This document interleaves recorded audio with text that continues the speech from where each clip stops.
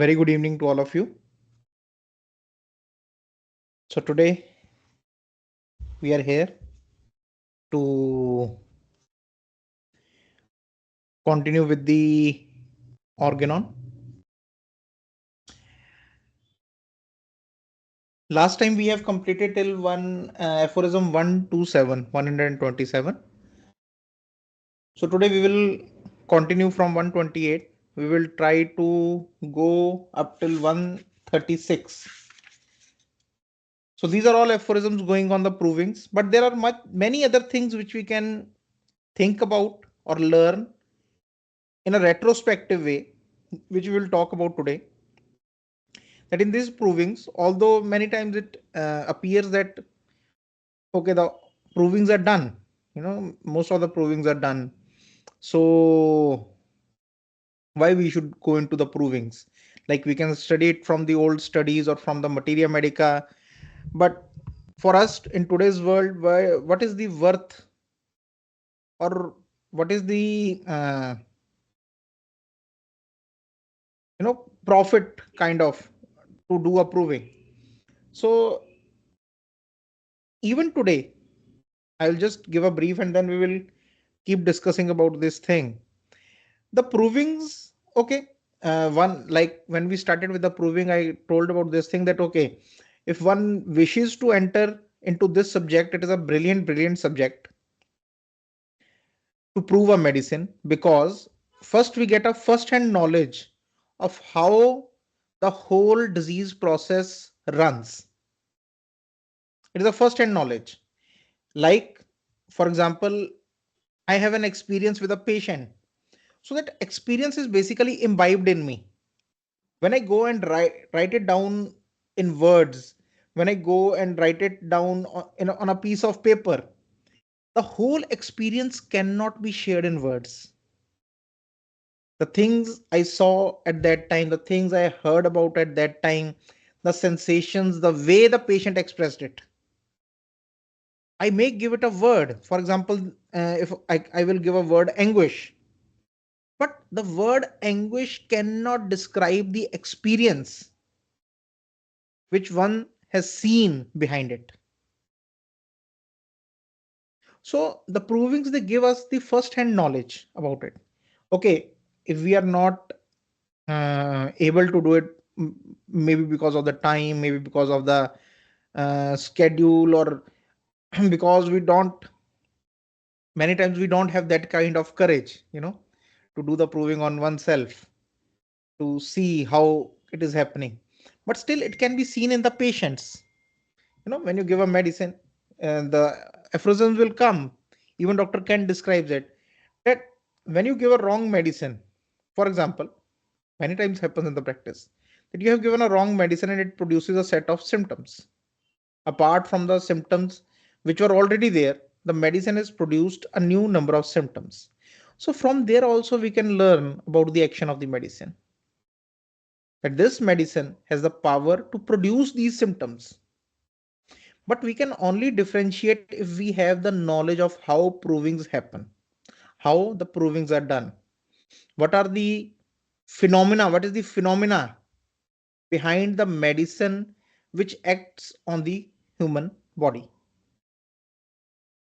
Secondly, when we go through the provings, when we do the provings, we get a feeling of what are the characteristic symptoms, what are the important symptoms. When you do a proving, or when you are going through a proving on yourself, there are symptoms which are coming with great intensity with some medicine. For example, if one is doing a proving of pulsatilla, and after taking the pulsatilla, few doses of pulsatilla, he feels suffocated in closed rooms. He likes to go out in the open air. He feels better there. The anxiety reduces. In a closed room, the fear increases, the anxiety increases. He's not able to breathe properly. So that intensity of that symptom, it can be experienced. So that will never fade away from the memory. The experiences, they never fade away from the memory. The memory is basically composed of all the experiences, good, bad experiences. That is what we call as memory. So those experiences, they never fade away. Okay. So now coming to the another part, when we are going through these aphorisms of Organon, there are many things which we can learn retrospectively from these aphorisms. Okay.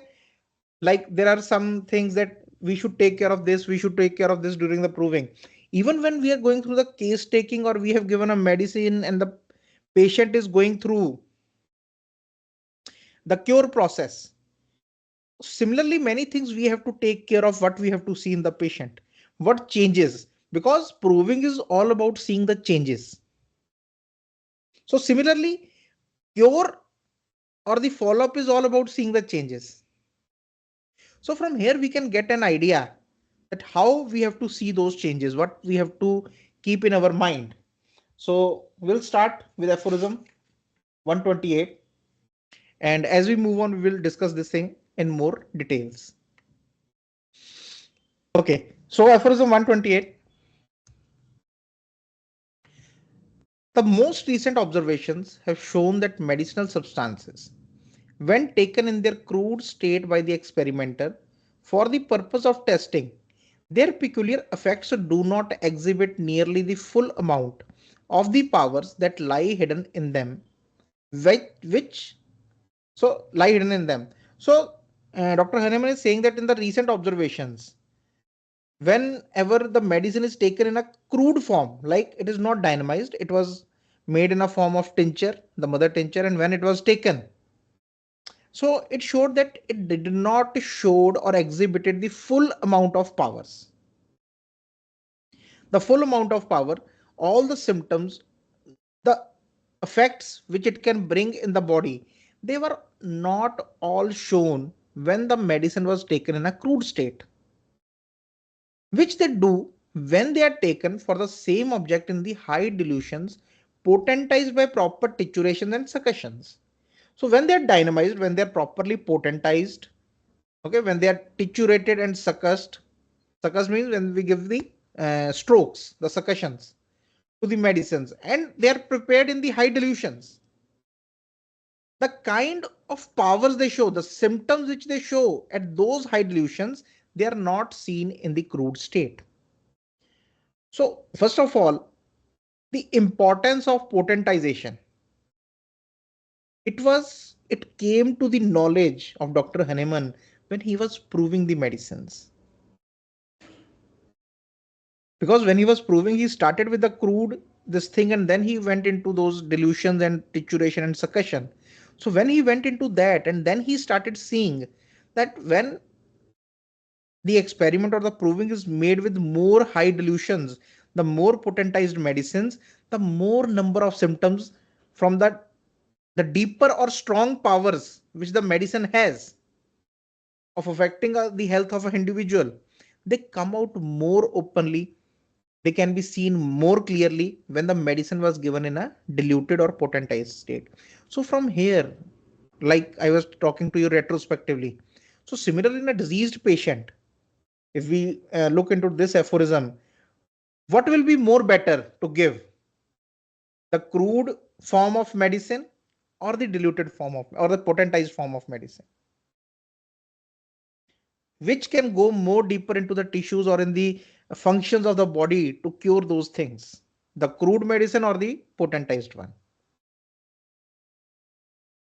So by which simple operations the powers which in their crude state lay hidden and as it were dormant are developed and roused into activity to an incredible extent.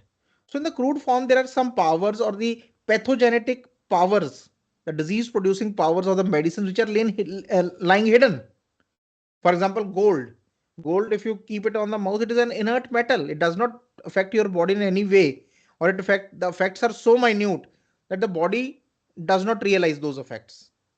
But when it is given in the potentized form, there is an array of symptoms, even up to the mental depression and suicidal thoughts, which the aurum can produce, the gold can produce. So that is the power of dynamization. that is the power of titration and succussion, that it so minutely brings out the powers of a medicinal substance which lay hidden inside somewhere, which need to be brought out. In this manner, we now find it best to investigate the medicinal powers even of such substances as are deemed weak. And the plan we adopt is to give to the each experimenter on an empty stomach daily from 4 to 6 very small globules of the 30th potentized dilution of such a substance, moistened with a little water, and let him continue this for several days. So even of the substances which are deemed weak, like I told you, aurum, gold does not have any uh, known medicinal power until and unless it is basically taken down to the minutest of the particle in the dynamized form. Until then, we cannot know that the aurum can produce any kind of, because it does not even produce any kind of poisoning. Arsenic, it produces poisoning in even a small. So we know about that thing, that there are some symptoms which are produced by the arsenic, but aurum does not do anything.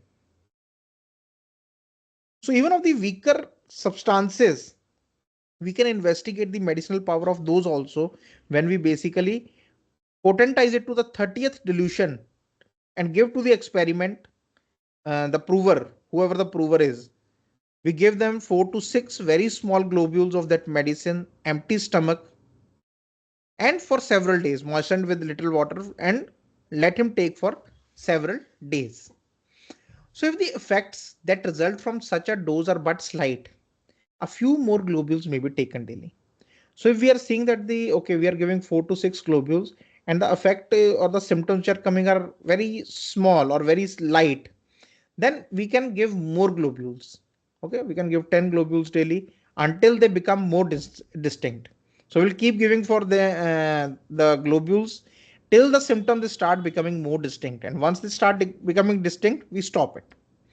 Distinct and stronger, and the alterations of the health more conspicuous, for all persons are not affected by a medicine in an equally great degree. Okay, because everyone is not that sensitive towards the medicines, like we have done with the idiosyncratic patients, that they are the most sensitive types, that even a smell of a flower and they can go into a syncope, they can faint. So they are the most sensitive people. But when we are proving on the other people, we don't get idiosyncratic patients, but people always, we don't have them. So we have to prove on the people who are there in a healthy state, and some may show less sensitivity towards the medicines, some may show more sensitivity, but the medicines, they affect on all the people in greater or lesser degrees. So according to that, we have to modulate the dose. For all persons are not affected by a medicine in an equally great degree. On the contrary, there is a vast variety in this respect, so that sometimes an apparently weak individual may be scarcely at all affected by moderate doses. And it does not even depend upon the build of the body. That, if someone is strong and you may think that, okay, he might need a larger dose. No, that is what Dr. Hahnemann is trying to tell in this aphorism 129. Even when we are giving them remedy to cure someone, not proving, but to cure someone, if you are saying that a person is large build, it does not mean that he needs a bigger dose. Or if you see a small, weak person, that he needs a smaller dose. So from the build, it doesn't, you cannot judge or measure the internal sensitivity of the patient, the susceptibility of the patient. We cannot judge it. So that is what he is trying to tell, that sometimes it may appear that a person or individual is weak, like he's slim, he's not well built. So he might need a small dose or a moderate dose of medicine, but you will be surprised to see that he might need more than moderate or more than mild doses. Okay, like 10 or 12 globules that he might require for few days, and then the symptoms start coming up. Known to be of a powerful character, whilst he is strongly enough acted on by the others of a much weaker kind. Okay, so with different medicines also, some medicine which we know is a very powerful or strongly acting agent, So even with a weak body or with a slim body, you might be surprised to find that he might need some fewer larger doses, but with a weaker medicine, he might need some small doses. And on the other hand, there are very robust persons, the person who are robust, who are strong, who experience very considerable morbid symptoms from an apparently mild medicine. And there is a person who is very robust. So in him, you might need a very mild medicine. You will see a lot of symptoms and only slighter symptoms from stronger drugs. But when the medicines are stronger, you will see very few symptoms. So it is not fixed. He's trying to say that it is not fixed. Why he's saying is that now, as this cannot be known beforehand, we cannot know beforehand how is the susceptibility of a particular person to a particular medicine. We don't know about it. There is no way to know it beforehand. So it is advisable to commence in every instance with a small dose of drug. So whenever we are starting, we have to start with a small dose of medicine, and then if needed, we can increase it. So similarly in the cure also, we don't know what kind of susceptibility the patient is having, what kind of primary aggravation the medicine can cause. So again, there also retrospectively, if we see on the opposite part, it is very important to understand that we will start with a small dose. And if we see that there is a need for more bigger dose, more globules, more this thing, then we can keep on increasing the amount of the dose. And where suitable and requisite, to increase the dose more and more from day to day. Okay. So in the proving, if we need that, okay, very few symptoms have come with a first dose or a small dose, we can increase the dose every day until and unless we start seeing the array of symptoms strongly. So if at the very commencement, the first dose administered shall have been sufficiently strong, this advantage is gained that the experimenter learns the order of succession of the symptoms and can note down accurately the period at which each occurs. Now he will talk about the two scenarios in the provings. The first scenario is that we have given the first dose of some medicine to some person, and that medicine has acted, or that dose has acted very strongly on the patient, and a very good array of symptoms have come up. So in such a case where the first dose have started a good strong symptoms, there we have an advantage to understand how the succession of the symptoms came. For example, China was given to a patient and it was strong dose for him. It was a sufficiently strong dose for him. So after taking the China, after 2 hours, he started feeling ache, the pain in the body. There was, restlessness and the pain in the body. He started noticing this thing. After 1 more hour, he started feeling the chill going in the back of the body. Then after a few minutes, he started feeling, that he's getting feverish and the fever is increasing with the chill. The heat stage is coming, or the chill is shifting into the heat stage. So there we have basically a succession of symptoms that, okay, first ache came, then the chill came, then the heat came, then after this much of hours or this thing, the perspiration came. So we have accurate time of how the symptoms developed. So this is very important because in many acute cases, intermittent fevers, or even in the chronic disease also sometimes, that these stages, they are very important. Like we have discussed in Antim-Tart also, when I was in Thailand or even I was in Brazil, I have shown this case of Antim-Tart of this lady, and we have discussed the stages. That the Antim-Tart, the first stage is the weakness. Usually the cough comes or the fever comes and then the weakness comes. But with the Antim-Tart, the first thing is the weakness. The whole thing starts with the weakness. So when you have this succession of symptoms, that this symptom came, then this came, then this came, then this came, then this came, this helps very, very beautifully to find a similima. So in provings, when the first dose has been sufficiently strong, in those provings we can get a succession of the symptoms and can note down accurately the period at which occurs. Okay, after how many hours, after how many minutes the next symptom came, then the next came, the change happened. We have an accurate time of period, which is very useful in leading to a knowledge of the genius of the medicine. Okay, the phenomena of the medicine. It is very useful to understand that thing. For then, the order of the primary actions as also that of the alternating actions is observed in the most unambiguous way.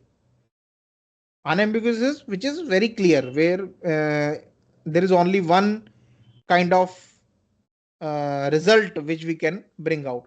So we can understand the primary actions, and if any alternating action is coming, for example, first the chill came, then the heat came, we know that these are the alternating actions. There was a loss of appetite followed by the increased appetite. We know these are the alternating actions of the same medicines.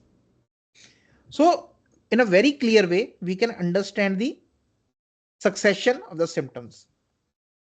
A very moderate dose even often suffices for the experiment, provided only the experimenter is endowed with sufficiently delicate sensitiveness and is very attentive to his sensations. So the prover, there are some qualities of the prover also. When you have to select a prover, we'll come to that next time when we will be discussing the organon. Next Wednesday, we will talk about the qualities of the prover. But the first thing is that the prover should be delicate, sensitive, and he should pay good attention to his sensation, what he is feeling. Because provings basically depend a lot upon the intelligence of the prover also. If the prover is not able to exactly tell what he is feeling, if he is confused, not because of the medication, not because of the symptom of the medicine, but he is basically confused or he cannot differentiate clearly. So the provings might be, they may not be very accurate provings. The duration of the action of a drug can only be ascertained by a comparison of several experiments. Okay. And the how long the action of a drug, the action of the medicine, it went on, that can also be seen after several experiments. That, for example, that action of the medicine can last for 2 hours, 3 hours, 4 days, 5 days, how long it basically. So there are many things which we can learn from these provings. If, however, in order to ascertain anything at all, the same medicine must be given to the same person to test for several successive days in ever increasing doses, we thereby learn, no doubt, the various morbid states this medicine is capable of producing in the general matter, but we do not ascertain their order of succession. Now the second scenario. For example, the first dose has not brought out a good array of symptoms, but we have to give it for several days, and slowly the symptoms are developing.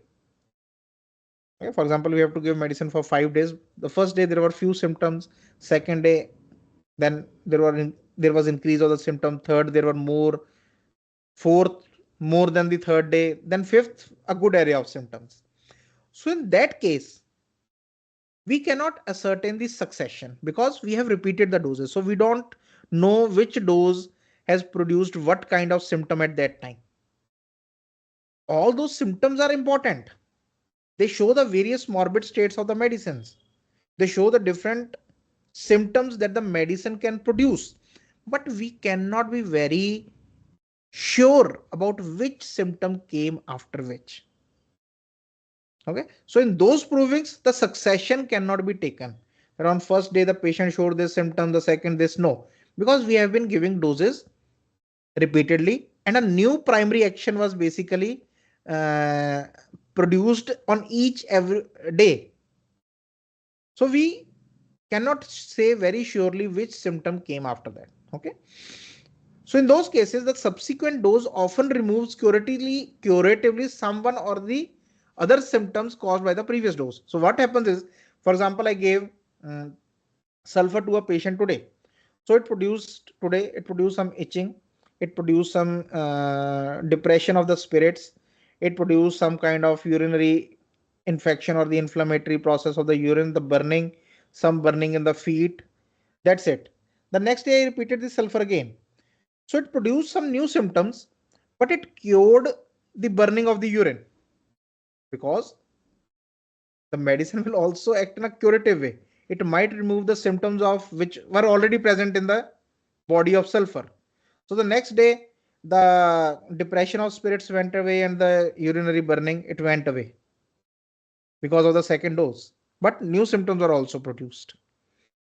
So there we cannot be very clear that the succession by what symptom came after which. But all those symptoms are coming under the action of sulfur. That is for sure. So subsequent dose often removes curatively someone or the other of the symptoms caused by the previous dose or develops in its stead an opposite state or might produce an opposite state. For example, there was heat of the foot, it will produce the coldness of the foot. Such symptoms should be enclosed in brackets to mark their ambiguity. Okay? So if there are some these kind of alternate states, they should be put in a bracket. Might be put a question mark or might be put in a bracket to mark their ambiguity. Ambiguity means that it can be understood in more than one way. Until subsequent purer experiments show whether they are the reaction of the organism and secondary action or an alternating action of this medicine. Okay. So it can be made more clear in the next experiments when the experiments are done on other people or in the same person, some new experiment is done with the same remedy. Then we can be sure when we have gone through provings on 30, 40, 50 people, then we can become more sure of, which is the pure symptoms of the medicines. Aphorism 132. But when the object is without reference to the sequential order of the phenomena and the duration of the action of the drug, only to ascertain the symptoms themselves, especially those of a weak medicinal substances. So when the objective is, when our aim is just to see the symptoms, ascertain the symptoms, that's it. We are not after the sequential order of the phenomena or how long the drug acts. For example, we are experimenting with the weak medicinal substance. In those cases, what is, and the objective is only to understand what kind of symptoms are produced by this medicine. In that case, the preferable course to pursue is to give it for several successive days. So in that weak medicinal substances, we can give it continuously for several successive days, increasing the dose every day. For example, if I give 4 globules today, next day 5, next day 6, next day 7, next day 8, until and unless those symptoms they start becoming more clear. In this manner, the action of an unknown medicine, the medicine which we don't know about, even of the mildest nature, will be revealed, especially if tested on sensitive persons. So, because nowadays we have many equipments, we have so many big machines, and everything is available to us to know about certain substance. There is this photometry and everything, that what kind of substance it is, what is the chemical nature of that thing. But during Hahnemann's time, Dr. Hahnemann's time, there were medicinal substances which are known, but there are so many substances whose medicinal action was not known. So how to know about the action of those medicines? So this was a way to know that for example, the rose water, if you take rose water, uh, rose a very weak has a weak medicinal action. It basically, the smell of this thing or this thing, it basically acts on a people who are very, very, very sensitive, the idiosyncratic patients. But in order to know that thing, in those cases they have to, like the gold, I told you about the gold. So in those kind of things which have weak medicinal substance in it, it was very much important to understand that how we have to know that what kind of symptoms or what kind of pathogenetic power these kind of substances contain. So this is an aphorism for that then don't bother for the sequential order. First, you need to know what kind of power this particular substance contains.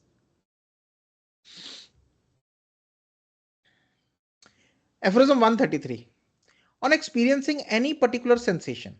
So while the proving, when a person, the prover, he experiences any particular sensation, for example, some pain, some numbness, it is useful, indeed necessary. It is very necessary and all useful also, in order to determine the exact character of the symptom, to assume various positions while it lasts. So when the prover is basically feeling some sensation, it is very necessary to understand the characteristic of the symptom, that he gets into various positions till that symptom or that sensation is there. He has to try it with different positions. Why? To observe whether by moving the part affected, by walking in the room or the open air, by standing, sitting, or lying, the symptom is increased, diminished, or removed. So the prover has to get into various positions: sit, walk, stand, lie down, move the part in different ways to see in which position the pain or the symptom, no, I'm not saying pain, but the sensation, the symptom, it is increased, it is diminished, it decreases, or is completely removed. He has to note down those things. For example, there was this sensation of numbness, which was better by lying down, worse when I was sitting, okay, slightly better when I was standing. So he has to write it down. And whether it returns on again, assuming the position in which it was observed. And when he goes back to the position where he first observed the symptom, whether it returned again or not, whether it is altered by drinking or eating or by any other condition, or by speaking, coughing, sneezing, or any other action of the body, or any other action, like for example when he's eating or speaking to someone, sneezing or coughing, whether this symptom it is aggravated or ameliorated. And at the same time to note at what time of the day or night it usually occurs in the most marked manner, what time it comes, whenever it comes, what is the time, whereby what is peculiar to and characteristic of each symptom will become apparent. Now this aphorism is very important. This is the first aphorism which tells us about the importance of the modalities, the aggravations and ameliorations. Look at the last line, whereby what is peculiar to and characteristic of each symptom will become apparent. By doing this, these things, the characteristic of each symptom will become more clear. So looking at it more deeply, understanding it more deeply, basically modalities make a symptom characteristic. For example, someone is having headache. Headache is just a headache. The sensation of bursting headache is a sensation of bursting headache, but it cannot become characteristic until some aggravation or amelioration factor is attached to it. Then it becomes a characteristic symptom. Then it becomes a individualized symptom, a symptom which basically belongs to the patient, not to the pathology. So this is the importance given to the modalities while proving also. It is very important to do all these things to make this symptom more characteristic. That the pain is ameliorated by motion.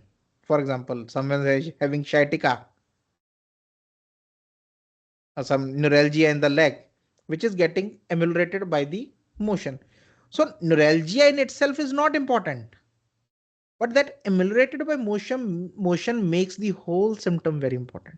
It makes the whole symptom become a characteristic symptom. So similarly, while analyzing also the modalities, with the symptoms which have very strong modalities, they and unique modalities, the modalities which are uncommon, which are not seen very clearly. Okay, so those modalities basically make that symptom more characteristic. So aphorism 134, all external influences and more especially medicines possess the property of producing in the health of a living organism a particular kind of alteration peculiar to themselves. So any kind of external influence, even the medicinal influence, they have this power, they have this property that they will produce a peculiar kind of action in the health of a living organism. Peculiar to them. Arsenic will produce a peculiar characteristic which will be different from the peculiarity of the merksol, which will be different from the peculiarity of the lachesis. Okay, so they all have this peculiar kind of action. But all the symptoms peculiar to a medicine do not appear in one person, nor all at once, nor in the same experiment. But some occur in one person, chiefly at one time, others again during a second or third trial. But when you are proving the medicines, all the symptoms, they will not come in one person, because there is also resistance of the susceptibility of the person also. So he will produce some symptoms now, some symptoms in the next, or in the next, or some symptoms will be produced in one person, some will be produced in the second, some will be produced in the third, then maybe the symptoms of one and two might be repeated in the sixth patient. So in another person, some other symptoms appear, but in such a manner that probably some of the phenomena are observed in the fourth, eighth, or 10th person, which had already appeared in the second, sixth, or ninth person, and so forth.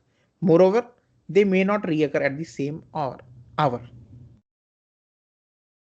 So the thing is that though they have the peculiar characteristic, they have the peculiar phenomena, every medicine or every influencing agent, but they will not influence each and every person in the similar way, and nor at all the times. Similarly, as we have done in Aphorism 31, that these things, they do not affect the person unconditionally, any kind of inimical substances. So right now that medicine is an inimical substance, so it will not produce all kind of symptoms in a person all the time. Okay, sometimes some symptoms, but the important thing is to understand that these all symptoms which are produced in this 10 people, 20 people, 30 people, they all basically belong to the medicine. Collectively, they belong to the phenomena of the medicine. The whole of the elements of disease a medicine is capable of producing can only be brought to anything like completeness by numerous observations on suitable persons of both sexes and of various constitutions.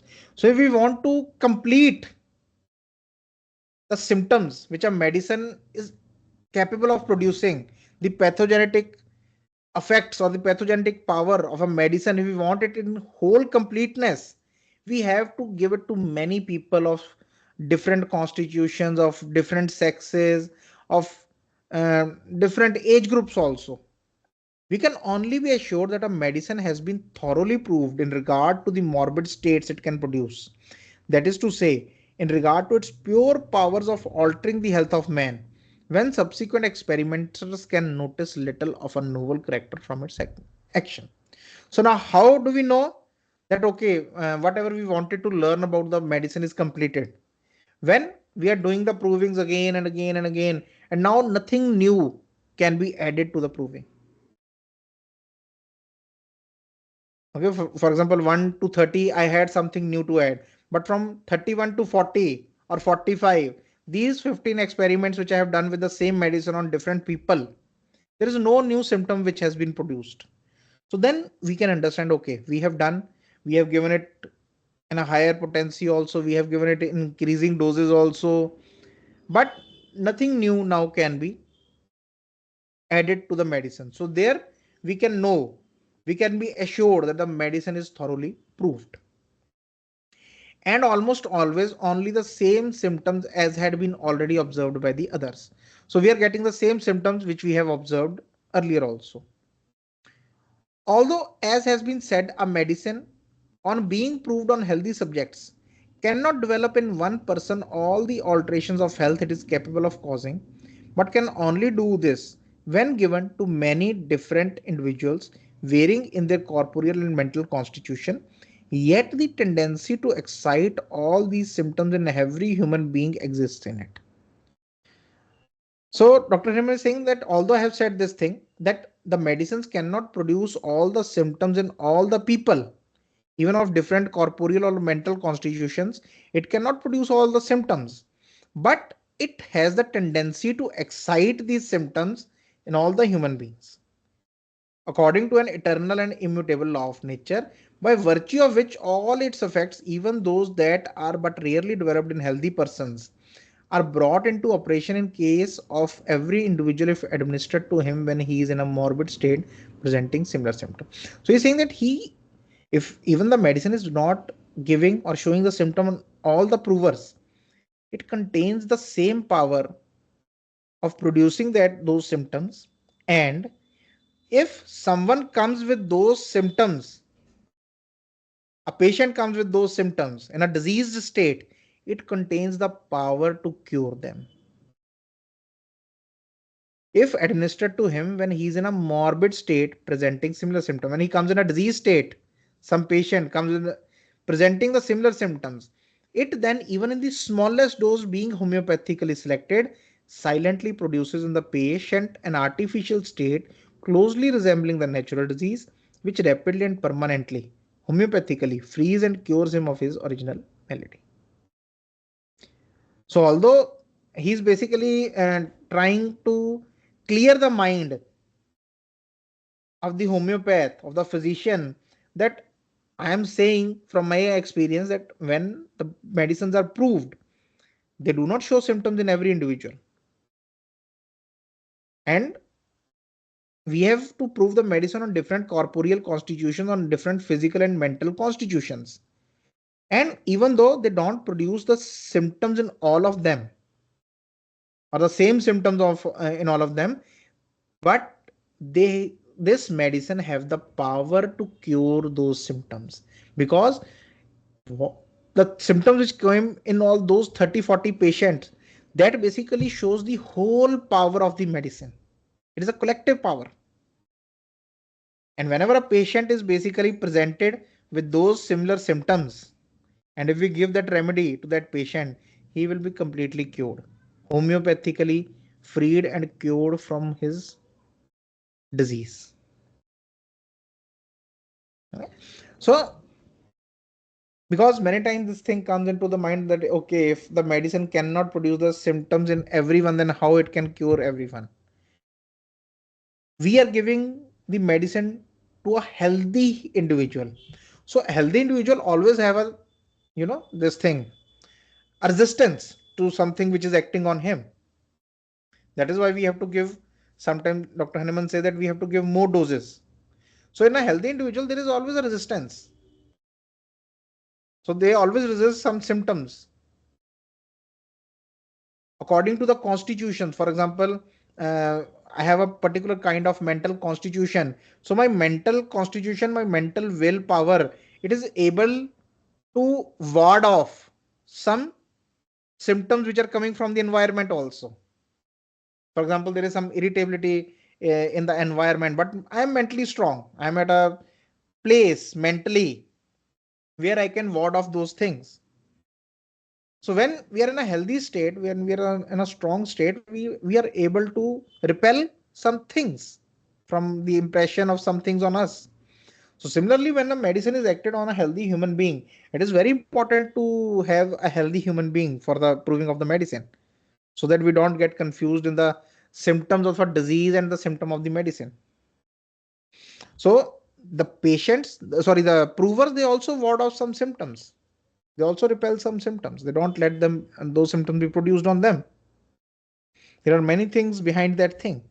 But to understand out of all this thing is that all these actions, all these provings and all the symptoms which we have seen on different individuals, they all fall under the action of that medicine. That is the main thing to understand here. Okay. So we'll stop at 136 now. From 137 onwards, there are few aphorisms to where Dr. Hahnemann will tell us the characteristics of a prover. What kind of prover you have to select so that the proving goes good, it is accurate. And then few aphorisms there will be where he will talk about some things which will also give us an insight into how to understand a patient. Although he will be talking about the provings, but again, we can go more deep into understanding that what kind of symptoms become more characteristic and why they come. So we'll discuss in these aphorisms next Wednesday. Next Wednesday. I think it is 4th December. Next Wednesday. So till then, if you have any questions, you go through them. If you have any questions, we can discuss those questions. Because it is very important that you go through these aphorisms.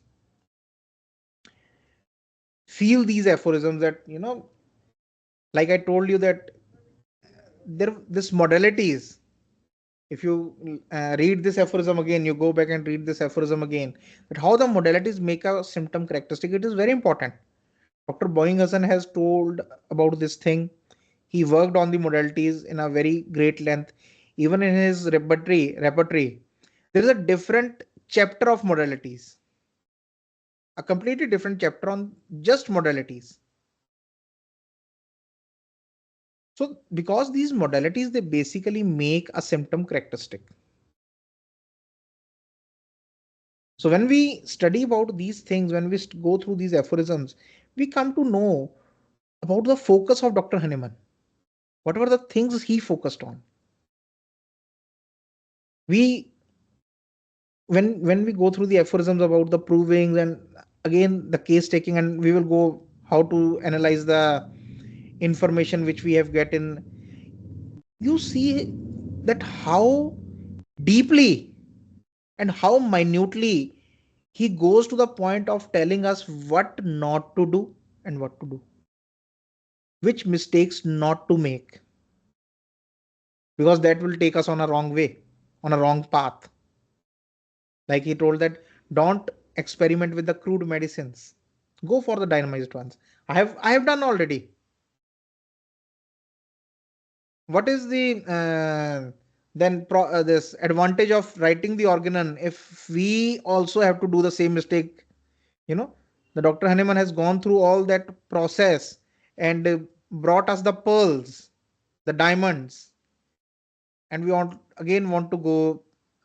So he's saying that don't do with the tinctures or the crude form of the drugs. Don't give those, even in the experiments, even when curing, because they don't have that much power as the potentized medicines. The potentized medicine have those powers. And we can see in our experience also that many things which we say are basically non-medicated or neutral, but when potentized, there is a very strong group of symptoms which they give or which they can cure. So these aphorisms, the feeling, the the thinking process of Dr. Hahnemann, how he thought, that is very important. So again, request you to go through these aphorisms again during the week and feel those aphorisms, that what Dr. Hahnemann is trying to tell, what he's wanting us to do. Okay. So with that, I will take your leave. Thank you.